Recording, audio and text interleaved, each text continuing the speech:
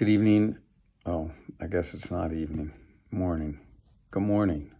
And welcome to 365 Days of Amazing Stories with Theo Mayer. Here we are on day 216 of 2025. And I have a story about a guy, an unhappy man. Now, he lived on the outskirts of a village in a time when, in a village, everybody really knew each other. People were out and about. People saw each other. People worked in their gardens and orchards. They walked very often to where they were trying to get to. Some people had bicycles. Some people had horses. Some people had cars, but they really didn't use them much unless they really needed to. And everybody in the village had sort of things that they did that, well, everybody knew about and contributed in some way or another to the life and the well-being of that entire village and that entire community. Now, this particular unhappy man, he had worked all of his life. He'd been a builder, a carpenter, a farmer, and had tended the land, but people avoided him, and they avoided him because he was unhappy. Like, you'd go up and talk to him, and he's kind of grumpy almost all the time, and always kind of focused on the things that were going wrong instead of the things that were going well. People avoided him.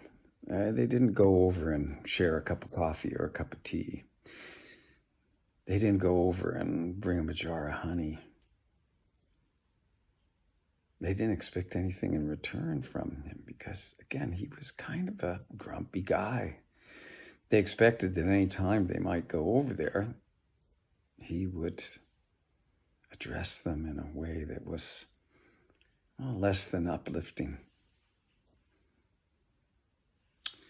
Now, there came a day where one young person had to go by his place, and as he did, this old man smiled at him and asked him how he was doing and talked about how beautiful a day it was and showed them flowers and things that were blossoming in his garden. And the young man went into town and said, "There's something really odd going on. The old grumpy man is happy these days." And well, being the small village that it was, people began to go see for themselves if this was true. And everybody began to go by this old man's place, and he was completely different. He was inviting people in to come sit with them and have tea and share a word, and was just appreciating everything that was around him. They couldn't believe it. Finally, one of these village people, an elderly man himself, asked, "What's come over you? You used to be so grumpy, but things seem to have changed." The old man said, "You might not have known it, but a few weeks ago it was my birthday, my 80th, he said. For years and years, I've just been trying to be happy, running around seeking happiness.